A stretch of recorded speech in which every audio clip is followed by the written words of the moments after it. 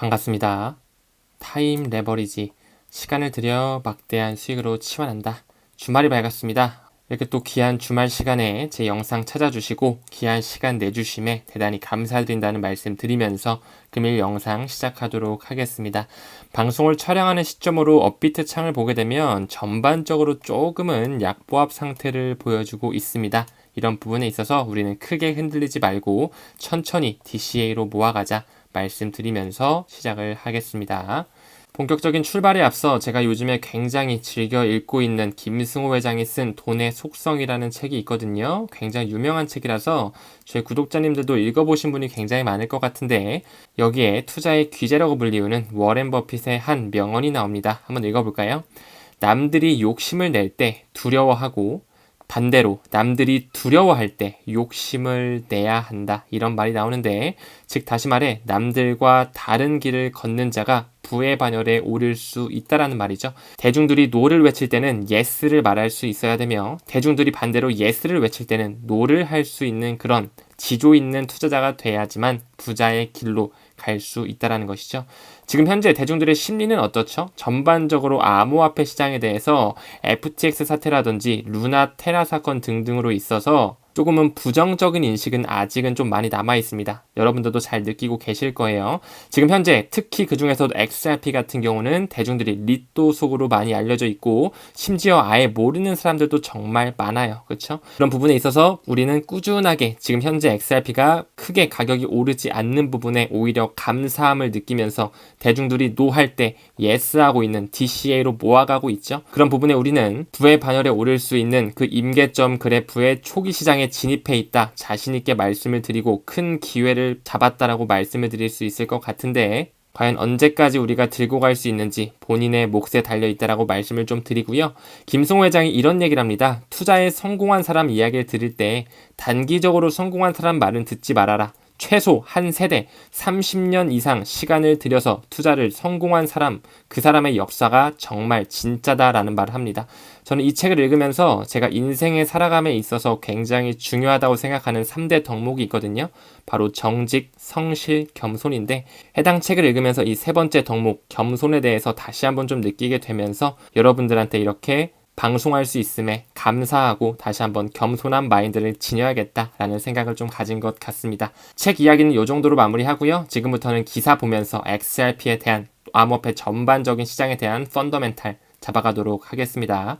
최근 비트코인 랠리는 기관이 주도했다라고 말을 하는데 미국의 금권 세력 중 하나인 JP모건에서 이런 얘기를 하네요. 최근에 비트코인 현물 ETF가 승인되는 것처럼 나오면서 굉장히 비트코인이 좀 많이 달려줬죠. 그런 부분에 있어서 기관이 주도한 부분이다. 역시 다시 말해서 매크로 이슈는 굉장히 안 좋잖아요. 그런 부분에 있어서 지금은 투자할 때가 아니다. 지금 투자하는 건 위험하다. 경기 침체가 언제 와도 놀랍지 않다라고 세상은 두려움에 떨고 있었지만 그 기관들은, 그 기득권들은 비트코인을 사면서 랠리를 주도했습니다. 그러면서 어떻게 됐죠? 단기적으로 바라보는 그 롱이냐 숏이냐 베팅하는 선물 거래에 굉장히 큰 금액이 청산당했다. 제가 항상 말씀을 드리죠. 암호화폐 시장은 더더욱 시간을 들여야 된다고요. 물론 주식시장이든 코인시장이든 정말 본인이 차트를 분석해서 롱이든 숏에 베팅을 걸어서 돈을 벌어갈 수도 있겠지만 현재 우리가 몸담고 있는 암호화폐 시장 자체는 시장 파이가 너무나 작다. 아직 제도권 수용조차 되지 않았기 때문에 세력들이 쥐락펴락하기에 숏 물량, 롱 물량을 청산시키기에는 너무 쉬운 장세를 보여주고 있기 때문에 리스크가 좀 크다라고 말씀을 드렸습니다. 그렇기 때문에 우리는 조금 더 타임 레버리지에 집중하면서 김승호 회장이 이야기한 시간을 들여야 된다라는 말씀 다시 한번 강조드리고 넘어가겠습니다. 게리 겐슬러가 나오네요. 심사 대상 비트코인 지금 8개에서 10개 정도가 승인을 받느냐 마느냐 여러가지 자산 운용사가 들어와 있는데 승인 시점은 판단할 수 없다. 미리 예단하지 못한다라고 로이터 통신을 통해서 이야기하고 있습니다. 저는 이 기사를 보고 지금 현재 기관들이 어느 정도 비트코인 랠리를 통해서 비트코인 현물 ETF에 대한 승인 가능성을 열어놨지만 이런 기사를 통해 대중들아 아직 너희 차례는 아니야. 우리가 조금 더 금리를 동결하는 부분, 경기를 리바이벌 시키는 부분에 우리가 가격을 펌핑 해놓으면 그때 들어오렴. 이렇게밖에 들려지지 않거든요. 우린 이런 시기의 저울질에 달러 코스트 에버리징으로 적립적으로 그냥 꾸준하게 모아가면 된다라고 말씀을 드리고 넘어가겠습니다. 나이지리아 중앙은행이 나오네요. 최신 2023년 보고서에서 우리가 투자하고 있는 XRP를 인용을 했는데 또 어떻게 인용했는지 한번 지켜봐야겠죠? 바로 이 보고서에 대한 내용인데 여기서도 나오고 있네요. 나이지리아 중앙은행은 최신 2023 보고서에서 리플을 인용한다. 우리는 이런 트위터만 볼 게 아니라 공식 문서 실제적으로 보면서 어떻게 인용이 됐는지 확인을 해봐야 됩니다. Economics of Digital Currency라고 해서 암호화폐를 통한 그런 경제학에 대한 논문이 나온 거고 문서를 확인해 보니까 나이지리아의 중앙은행에서 발표한 2023년에 릴리즈된 문서가 맞네요. 이 부분에 있어서 리플을 어떻게 인용하는지 찾아보도록 하겠습니다. 바로 이 부분이네요. 한번 읽어볼까요? 최근에 서베이에 의해서 1600개의 기관, 그 중에서도 22개국에 걸쳐서 85%의 금융 리더들은 생각하고 있다. 그들의 나라에 곧 런치될 것을 이 디지털 커런시, 바로 이 암호화폐로서 경제, 국경 간 결제, 페이먼트가 일어날 것을 생각하고 있다. 리플을 통해서 이야기를 하고 있고 next 4 years, 4년 안쪽으로 그런 시대, 혁명이 일어날 것이다 라고 이야기를 하고 있거든요. 이 부분에 왜 리플을 이야기하는지 굉장히 의미심장하게 볼 필요가 있다 라고 말씀을 드리고 넘어가겠습니다. 비트코인 7,000개가 넘게 들어있는 하나의 지갑이 있는데 지금 복구가 가능하냐 못하냐 이런 얘기가 나오고 있습니다. 제가 여기서 드리고 싶은 말씀은 비트코인은 2,100만 개로 한정적으로 수량이 제한되어 있죠. 그 부분에 있어서 모든 지갑이 다 활성화되어 있는 게 아닙니다. 굉장히 많은 수량이 잠겨 있고 잃어버린 코인도 굉장히 많다라는 부분에 있어서 비트코인은 우리가 곧 마주하게 될 디지털 세상에서의 온라인 금, 디지털 금이라고 말씀을 드렸죠. 반드시 XRP뿐만 아니라 비트코인도 함께 모아갔으면 좋겠다라는 말씀을 드리기 위해서 가지고 온 기사거든요. 2,100만 개가 2,100만 개가 아니라는 부분에 있어서 우리가 1인당 한 개씩만 가지고 있어도 미래에 봤을 때는 굉장히 큰 부의 해지 수단으로 작용될 것이다 말씀드리고 넘어가겠습니다. 최근 미국의 경제 성장률이 나왔는데 5%에 육박합니다. 굉장히 크게 경기가 성장하는 부분에 있어서 연준은 이제 금리 인상을 중단할 것이다. 과연 연준이 얼마나 금리 인상을 중단하고 동결 구간으로 가져가는지 그 부분에 있어서 경기를 리바이벌 시키면서 어떻게 비트코인 현물 ETF 시점과 맞물리면서 그에 더해 전쟁 리스크가 감소되고 리플의 합의 소식이라든지 긍정적인 소식이 같이 나오는지 한번 좋은 소식들 기다려볼 필요가 있습니다. 다음 기사 보게 되면 마스터카드 얘기가 나오거든요. 암호화폐 결제 플랫폼 이번에는 문페이와 제휴를 맺었습니다. 최근에 미국의 비트페이라든지 캐나다의 FCF페이가 금권 세력이라든지 핀테크 회사와 손 잡으면서 자동차라든지 부동산 그 외에 많은 재화들을 코인으로 결제할 수 있는 시장에 조금씩 문호를 열었었는데 이번에는 문페이가 나오고 있다라는 부분에 있어서 조금씩 디지털 세상으로 가고 있는 모습이 보여지고 있습니다. 여기 비자와 마스터가 보이고요. 애플페이와 구글페이가 보여지고 있는데 이제 슬슬 이런 것들이 암호화폐 시장으로 결제할 수 있는 수단과 연결될 것이다 라고 말씀드릴 수 있겠죠. 비자와 마스터 그리고 애플페이, 구글페이, 세파도 나오네요. 유로존 전반을 걸친 결제 플랫폼에 최근에 리플 네트워크가 심장으로 들어간 ISO 2002 마이그레이션이 시작됐죠. 그뿐만 아니라 페드워치, ACH를 포함한 모든 주요 결제 방법을 허용한다라는 부분에 있어서 조금씩 암호화폐로 결제할 수 있는 시대, 카드사와 연루되면서 핀테크사와 연루되면서 각국의 금권 세력들과 연결되면서 코인으로 결제할 수 있는 시대가 열리고 있다라는 부분. 문페이 보게 되면 웹3로 가는 관문이다라고 나오면서 문페이를 사용하여 최고의 웹3를 경험해 보세요. 이제 우리가 마주해야 될 웹 3.0 NFT의 시대, 메타버스의 시대라고 말씀을 드렸는데 그 부분의 생태계가 모두 XRP 레저 안에 생태계 안으로 들어올 것이다. 리플은 미래의 마이크로소프트다라고 말씀을 드렸습니다. 그 부분에 있어서 당연히 이 문페이에서도 XRP를 구매할 수 있겠죠. 계속적으로 비트페이라든지 FCF페이, 문페이 등등을 통해서 모든 재화들을 암호화폐와 법적 통화와의 연결다리를 구축하고 있다. 슬슬 실마리가 풀리는 모습이 보여지고 있습니다. 이런 부분에 마스터카드로 조금 더 퍼즐 맞춰보고 갈까요? 마스터카드는 최근에 CBDC 연구하는 부분에 있어서 역시나 마찬가지로 리플, 더 나아가 리플과 굉장히 연루되어 있는 컨센시스 등이 참여했었죠. 플러스 알파로 여기에는 파이어블럭스도 참여하면서 디지털 파운드 재단과도 연결이 됐었죠. 역시나 모든 것은 연결되어 있다고 말씀을 드렸습니다. 유럽 연합에서 만든 하나의 블록체인 협회가 있었는데요. 이나 트바 기억하셔야 됩니다. 국제표준기구 ISO와 협력기구로서 모든 기득권들이 들어와서 연합체를 이루고 있었는데 여기도 마찬가지로 컨센시스 블록체인 소프트웨어 기술 회사거든요. 그 뒷배로는 블랙록과 뱅가드의 지원을 받고 있다는 부분에 있어서 역시나 그 기득권들은 한통속이었고 엑센추어 글로벌 경영 최대 컨설팅 회사이자 미국 전산망을 담당하고 있었죠. 이 역시도 뱅가드, 블랙록, 스테이트 스트리트를 빗배로 하고 있었고 미국의 전산망 1위가 엑센추어라면 독일 세계 최대 전산망 업체 SAP 역시나 유럽연합이 만든 이나 트바와 연결이 돼 있고 플러스 알파로 캐나다의 전산망 업체인 CGI 역시 리플사와 연관이 돼 있다는 부분에 있어서 모든 장부가 통합된다라고 말씀을 드렸고요. 리눅스의 오픈소스를 만든 하나의 재단이 있죠. 하이퍼레저 재단. 그 중에서도 IBM 코드를 따서 만든 하나의 프로젝트가 하이퍼레저 패브릭. 이 역시도 리플사와 굉장히 연관되어 있으면서 리플은 인터레저 프로토콜로 모든 연결다리 역할을 하면서 R3의 코다 플랫폼으로서 역시나 ISO 2002 메시징 표준과 연결되며 스위프트 2.0의 망을 구축한다라고 말씀을 드렸습니다.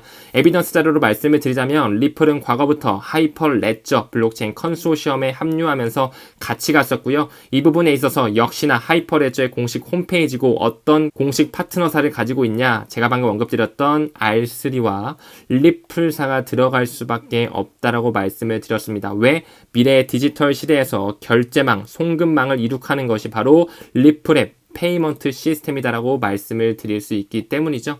그 부분의 일환으로 하이퍼레저 파운데이션 회원사를 보게 되면 그들은 한통속인 것을 다시 한번 느낄 수 있다. 엑센추어 겹치는 부분 말씀드릴 수 있고요. 최근에 언급드렸던 미국 예탁 신탁 청산공사 티커를 넣었다 뺐다가 장난질이 심했었죠. 그뿐만 아니라 방금 언급드렸던 IBM 코드를 통해서 언급이 됐던 하이퍼레저 패브릭 역시나 마찬가지로 그들과 함께 가고 이나 트바에서도 증명이 되고 있었다. 그에 더해 일본의 대형 정보통신 기업 후지스와 히타치 모두 R3 그리고 하이퍼레저 재단과 연결되면서 그 기득권들은 이미 미래를 설계했다라고 말씀을 드렸습니다. 더 나아가서 인터프라이즈 이더리움 얼라이언스, 이더리움 기업 연합을 보더라도 제가 방금 언급드렸던 그런 회사들이 나오는데요. 엑센추어 보이고요. 컨센시스, 이나 트바에서도 나왔습니다. 마이크로소프트, 스페인의 최대 은행 산탄데르, JP모건, 더 나아가서 세계 최대 회계법인 중 하나 EY 한영은 메타코와 연결이 돼 있으며 플러스 알파 세계 최대 회계법인 딜로이트에서는 이미 국경 간 결제 솔루션으로 리플사를 언급하면서 XRP에 대한 희소성에 대해 강조하는 논문까지 발표했다는 점을 미루어 보았을 때 결론은 나와 있다라고 말씀을 드렸습니다. 그렇게 시간이 지나면 지날수록 모든 국가의 페이먼트 시스템에 ISO 2002 메시징 표준이 들어가면서 조금씩 디지털 시대를 구현하고 있는 모습이 나오고 있다라고 말씀을 드렸었죠. 리플사의 또 다른 호재가 터졌네요. 이번에는 콜롬비아 중앙은행 국경 간 결제를 위해 리플과 파트너십을 체결했다. 제가 최근에 리플의 비전을 이야기하면서 리플의 플랫폼, CBDC 플랫폼이 없으면 각국의 중앙은행들이 CBDC를 구현하지 못한다고 하면서 거기에 이미 콜롬비아가 CBDC 플랫폼과 같이 연결되어 있다고 말씀을 드렸는데 이번에는 CBDC뿐만 아니라 국경 간 결제를 하기 위해 또 한 번의 리플과의 파트너십을 체결했다는 부분에 있어서 역시 리플 레저 XRP 원장은 미래의 마이크로소프트, 미래의 생태계의 모든 것을 구현한다 라고 말씀을 드렸습니다. 최근에 이렇게 콜롬비아 중앙은행은 리플과 손잡으면서 블록체인 활용 실험을 했었는데 CBDC에 더 나가서 국경 간 결제에서도 역시나 그 페이먼트망은 리플로서 구현이 될 수밖에 없다라고 말씀을 드렸고요. 리플은 이제 미국에서 리플 페이먼트 9ODL 서비스를 제공할 수 있다는 그런 기사가 나왔는데요. 이 부분에 대해서 우리가 공부를 통해 알고 있는 부분은 페드나우 서비스적인 부분에 있어서 이미 리플과 손잡고 있는 회사들 ACI 월드와이드라든지 테메노스라든지 볼란테 테크놀로지 그리고 최적화 회사 ECS 핀 모두 리플과 손잡고 있었다라는 부분 플러스 알파로 FedNow 역시도 ISO 2002 블록체인을 탑재한 그 메시징 표준을 가지고 있다는 부분에 FedNow 서비스가 활성화된다는 것은, 즉 다시 말해 리플의 ODA 서비스, 리플 페이먼트, 이미 그들은 대중들이 모르게 리플의 결제망을 사용하고 있다라고 해도 과언이 아니라고 말씀을 드리고 싶네요. 더 나아가서 리플과 합작회사까지 가지고 있는 SBI 홀딩스, 그 뒷배로는 손정의가 있는 소프트뱅크가 떠올리셔야 되는데, 이 부분에 있어서 2025년에 XRP 원장에서 XRP 레저상에서 NFT 프로젝트가 시작된다. 시간이 지나면 지날수록 NFT,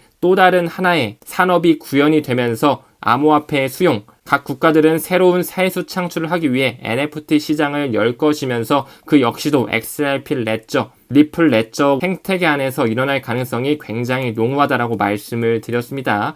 그렇기 때문에 2025년 엑스포가 열리는데 약 2,800만 명의 참석자를 확보하는 것을 목표로 하고 있다는 부분에 있어서 시간이 지나면 지날수록 NFT 또한 CBDC 또한 페이먼트 시장의 통합 또한 리퀴디티 허브로서 모든 결제를 연결하는 부분 또한 리플 레저에서 일어난다는 부분 말씀드리고 넘어가겠습니다. 리플 재판 11월 9일에 있을 것이다. 주목해보자라는 기사가 나오면서 SEC의 벌금 7.7억 달러를 요구했다. 우리나라 하나로 했을 때는 거의 1조 원이 되는 돈인데요. 과연 리플이 이런 돈이 있을까요?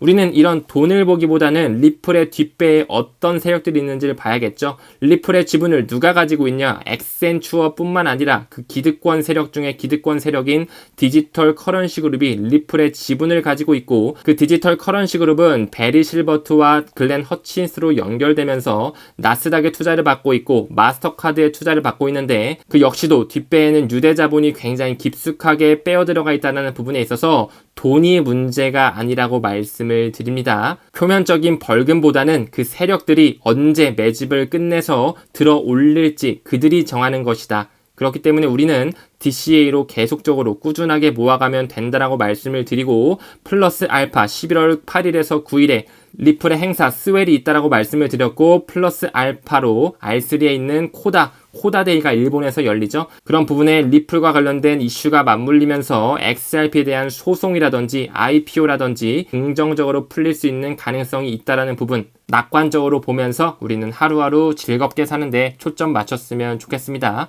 그렇기 때문에 XRP는 올라갈 수밖에 없다. 우리가 올라가지 말라고 해도 올라갈 수밖에 없는 그런 토큰이다라는 부분에 집중해 주시고, 200달러 이상 급등할 것으로 많은 전문가가 이야기를 하는데, 우리는 돈보다는 가치에 집중하면서 미래 디지털 세상의 중심, 그 심장의 리플사, 리플 페이먼트가 안착이 될 것이다 라는 부분 다시 한번 강조드리면서 금일 영상 마무리 짓도록 하겠습니다. 성공 투자를 위한 여러분들의 공부 굉장히 응원 드리면서 같이 시간을 들여서 부의 반열로 올라갈 수 있는 구독자 선생님들 됐으면 좋겠습니다. 주말 잘 보내시고요. 오늘 영상은 여기서 마무리하겠습니다. 감사합니다. 성투합시다.